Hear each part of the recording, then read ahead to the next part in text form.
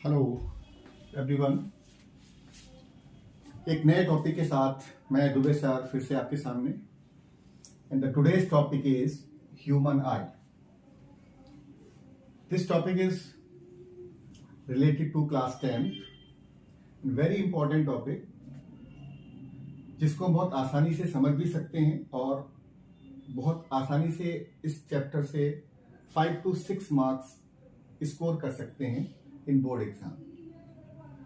सबसे पहले हम ये जानने की कोशिश करते हैं कि हमको क्या पढ़ना है इस टॉपिक में, कहाँ से हमारा क्वेश्चन बनता है और कहाँ से क्वेश्चन नहीं बनता है।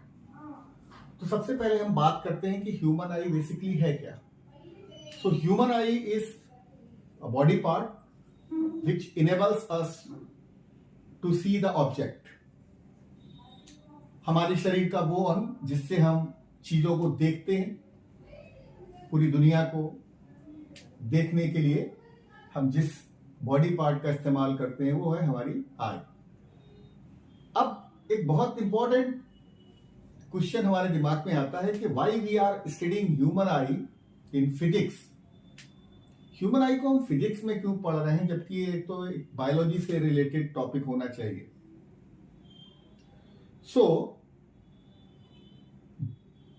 Human eye basically work on principle of physics or the phenomena which is related to physics is the base of working of this human eye। जैसा कि हम लोग लाइट चैप्टर को जब पढ़ते हैं तो हमको वहां पर फिनोमेना रिलेटेड टू लाइट पढ़ाए जाते हैं, reflection, refraction, dispersion of light, etc. So the human eye is a body part which work on refraction of light। Human eye किस पर काम करती है? Refraction of light। तो सबसे पहले हम समझने की कोशिश करते हैं इस टॉपिक में स्ट्रक्चर ऑफ आई को। जैसा कि आपको डायग्राम से दिख रहा होगा, human eye is spherical shape. कैसा है ये? स्फेरिकल शेप ऑर्गन है। अब हम बात करते हैं पार्ट्स ऑफ आईज के। तो बेसिकली आईज के अंदर बहुत ही इंपॉर्टेंट पार्ट्स होते हैं जो हमारे रिफ्रैक्शन को कंप्लीट करने में हमारी मदद करते हैं। सबसे जो outer part of human eye होता है, this is called cornea. Cornea is basically the outer part of the human eye. Through this cornea light enter into the eye. इस कॉर्निया के द्वारा ही हमारी आंखों में रोशनी या लाइट एंटर करती है। The second part is pupil. Pupil is a hole just behind the cornea. Cornea के ठीक पीछे एक होल है जो अलाउ करता है लाइट को पास करने में और वहां से होकर के लाइट पहुंचती है आई लेंस तक। नाउ दिस होल्स और the space behind the cornea is adjusted by iris. इसको आइरिस से हम कंट्रोल करते हैं। Iris is basically the flap like structure, ठीक है, जो घटता और बढ़ता रहता है, आगे होता है और पीछे भी चला जाता है according to the intensity of light entering the eye. जितनी लाइट हमारी आंखों में पड़ रही है उसके अकॉर्डिंग ये प्यूपिल और iris basically flap like structure है जो आगे जाता है and then it comes back, ठीक है। अगर हमारी आंखों पर ज्यादा रोशनी पड़ती है, जैसे सपोज हम लोग चाहते हैं और कोई बहुत ही हैवी व्हीकल होता है और उसकी लाइट जब हमारी आंखों पर पड़ती है तो हम क्या करते हैं, अपनी आंखों को थोड़ा डिम करने की कोशिश करते हैं या हम अपनी जो आइरिस है उसको अंदर की तरफ लाने की कोशिश करते हैं। ये आइरिस जो है वो अंदर की तरफ चला जाता है और इस स्पेस को कम कर देता है जिसकी वजह से कम लाइट अंदर पहुंचे। क्योंकि ज्यादा लाइट भी अगर हमारी रेटिना पे जाएगी तो फिर इमेज फॉर्मेशन नहीं होगा, ठीक है। सो आइरिस का काम होता है to adjust the intensity of light. क्या काम करता है ये? It is a flap like structure. कैसा होता है? फ्लैप लाइक स्ट्रक्चर होता है which control the intensity of light entering the eye. हमारी आंखों में जाने वाली जो रोशनी है, लाइट है, उसको उसकी इंटेंसिटी को कम करता है, ज्यादा करता है बाई एडजस्टिंग इटसेल्फ। अपने आप को ये क्या करता है? एडजस्ट करता है, कभी आगे जाता है, कभी पीछे जाता है, और उसके अकॉर्डिंग स्पेस कम होता है, फिर स्पेस बढ़ता है। इस तरीके से ये इंटेंसिटी ऑफ लाइट को कंट्रोल करता है। Now the most important part of the human eye is eye lens.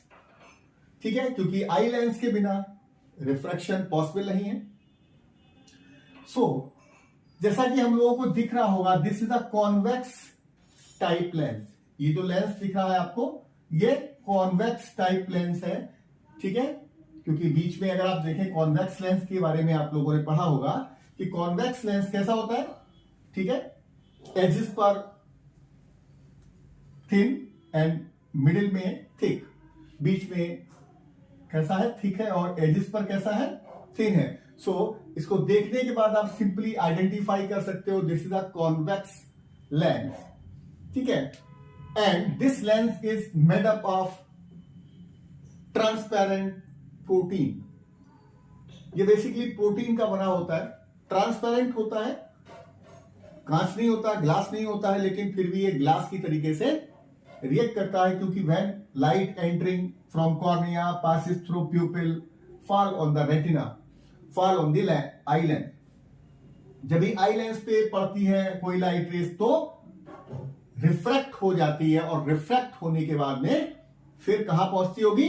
Retina पर पहुंचती होगी। रेटिना बेसिकली द आउटर, या कहना चाहिए सबसे बैक साइड पर ह्यूमन आई के रेटिना होता है। ये एक स्क्रीन की तरीके से काम करता है। रेटिना क्या है?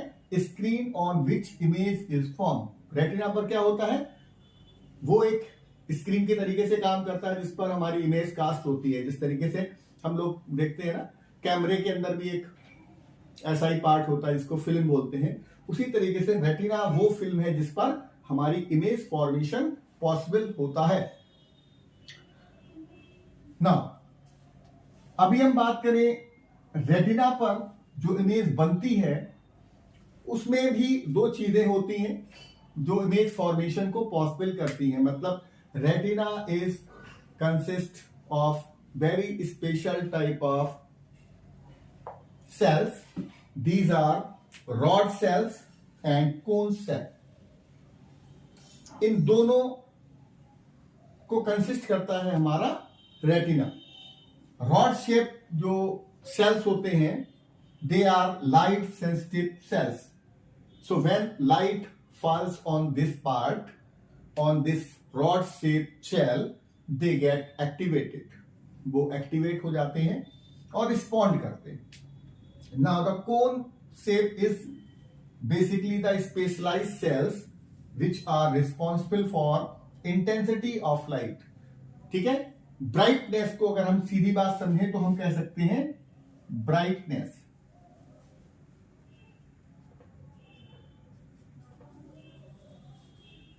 या कलर्स।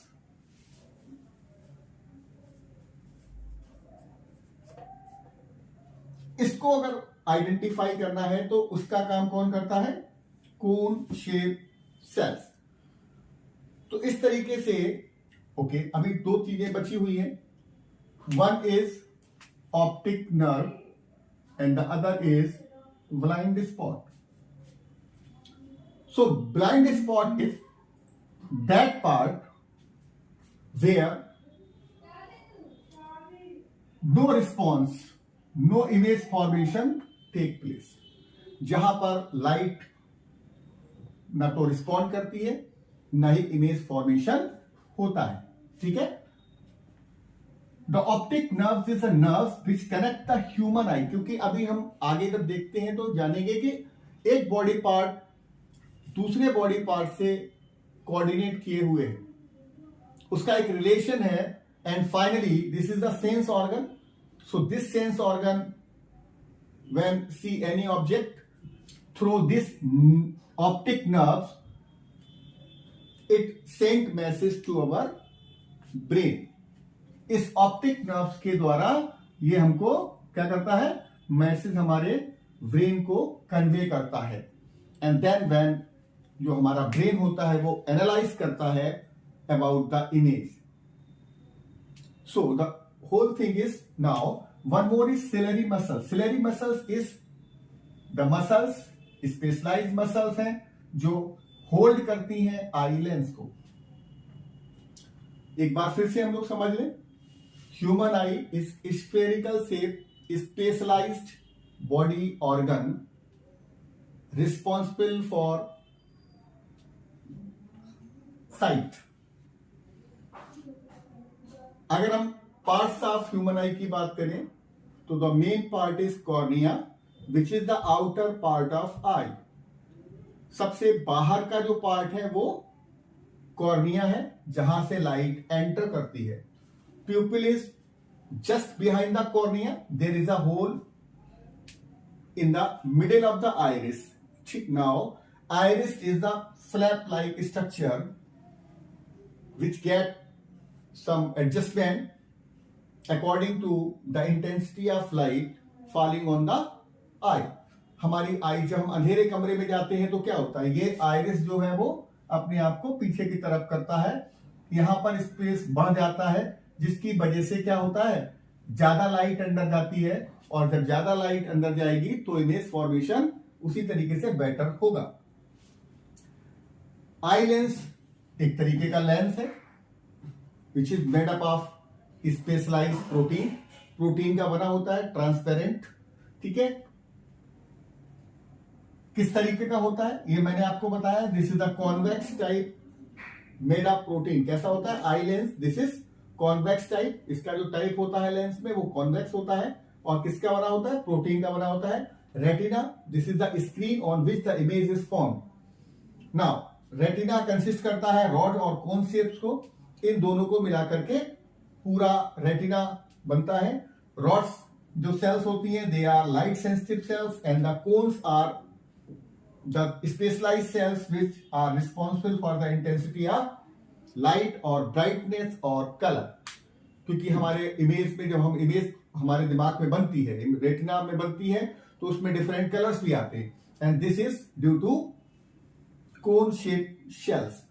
नाउ अगर हम थोड़ा सा देखें गौर से तो हम पाते हैं कि जो हमारा आई पूरा डायग्राम है इसका आई का, वो काफी कुछ फंक्शन करता है एक कैमरे के जैसे।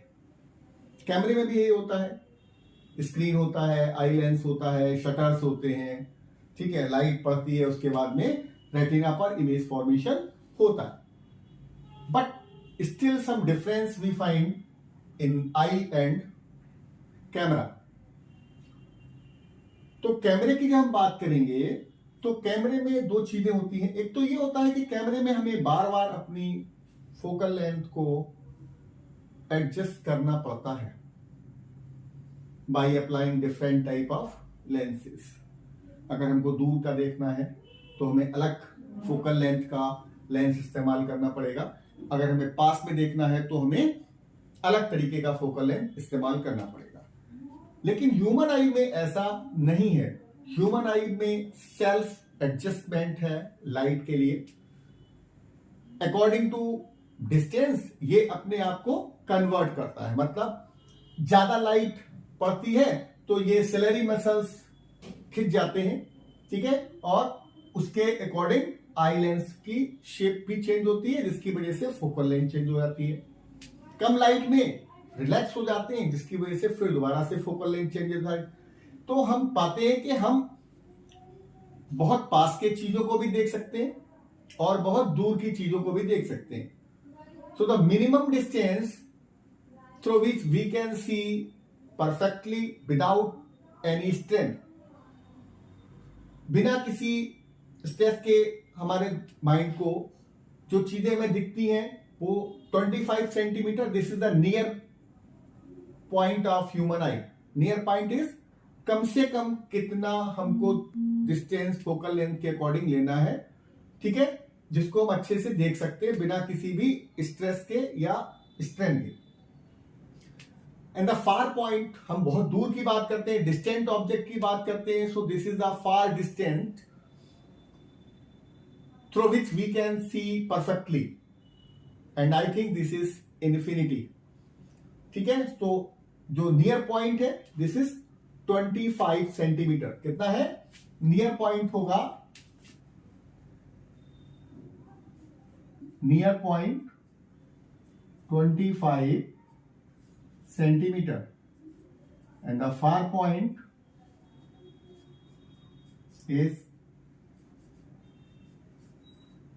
इन्फिनिटी।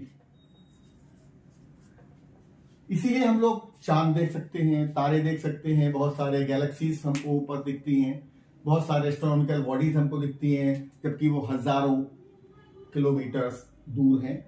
ठीक है, तो हमारे अंदर अब इसके भी पर हम क्या कह सकते हैं कि ह्यूमन आई के अंदर एक स्पेशल एबिलिटी है to adjust its focal length. This ability is known as power of accommodation.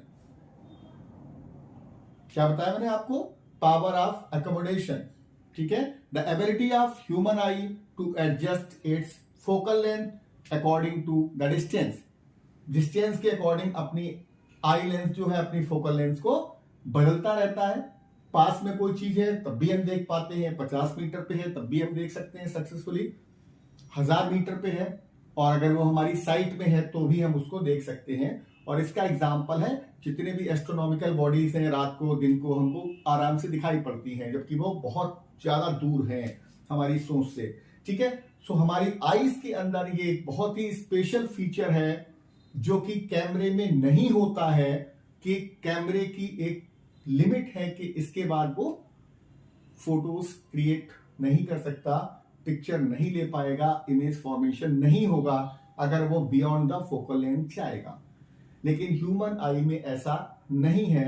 25 centimetre से लेकर कर इन्फिनिटी तक हम हर डिस्टेंट ऑब्जेक्ट को, हर नियर ऑब्जेक्ट को इजीली एंड परफेक्टली देख सकते हैं। उसका इमेज फॉर्मेशन हमारी रेटिना पर होगा। ठीक है, यहां पर एक जेल कह सकते हो, लिक्विड भरा होता है जिसको हम लोग विट्रियस ह्यूमर, और यहां पर भी एक जेल होता है जिसको एक्वस ह्यूमर कहते हैं। इस बेसिकली जो ह्यूमर्स होते हैं ये इनका काम क्या होता है? जो ह्यूमर होते हैं इनका काम होता है कि एक तरीके से जो मैकेनिकल जर्क लगता है, सपोज हम कूद रहे हैं या हम रन कर रहे हैं या हम किसी से टकराते हैं तो हमारी आई के अंदर चीजों को नुकसान ना हो, क्योंकि डी शेप ना हो, मतलब ये जिस शेप में है उसी शेप में रहे। तो इसकी वजह से यहां पर एक जेल होता है, ठीक है, एक जिसका काम है, जिसको हम लोग विट्रियस ह्यूमरस करते हैं, और इसका काम ही होता है हमारी आई को मैकेनिकल जर्क से बचाना। ठीक है, जैसे हमारे दिमाग के अंदर भी बहुत सारे इस तरीके का मेरिनिंग्स होते हैं जिनके अंदर हमारा ब्रेन बिल्कुल सिक्योर्ड होता है। ठीक है, ताकि हम जब कहीं गिरते हैं या टकराते हैं किसी से तो हमारे ब्रेन को कोई नुकसान ना हो। उसी तरीके से ह्यूमन आई को भी उस मैकेनिकल जर्क से बचाने के लिए, उस मैकेनिकल कोई प्रॉब्लम क्रिएट ना हो, इससे बचाने के लिए हमारे पास है vitreous humour and aqueous humour. ठीक है, तो आई थिंक मुझे लग रहा है कि आप लोगों को काफी हद तक ह्यूमन आई का स्ट्रक्चर समझ में आया होगा। आगे हम लोग इससे डिसीज जो होंगी या कह सकते हो डिफेक्ट ऑफ विजन के बारे में कल इसके अगले टॉपिक में बात करेंगे।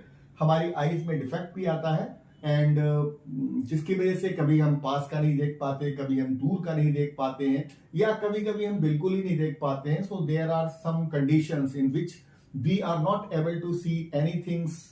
ठीक है, और sometimes we can not see the distant object, और sometimes we are not able to see the far object. So these are some special defect which arise due to some defect in the eye lens, or sometimes it is due to the lack of intensity in light. ठीक है, सो इस पर हम अगले topic में बात करेंगे, और इसके अलावा फिर जो और डिस्पर्सन ऑफ लाइट है उस पर भी बात करेंगे। ठीक है, अभी फिलहाल के लिए मुझे लगता है कि इतना टॉपिक है, इसको आप एक बार अच्छे से रिलेट करेंगे, अपनी एनसीईआरटी बुक्स को एक बार स्टडी करेंगे। इस पूरी चीज को अपने दिमाग में रखते हुए जब आप अपने नोट्स प्रिपेयर करेंगे उसके बाद मुझे नहीं लगता है कि आपको कुछ बहुत ज्यादा करने की इस टॉपिक में जरूरत पड़ेगी। Okay, good bye.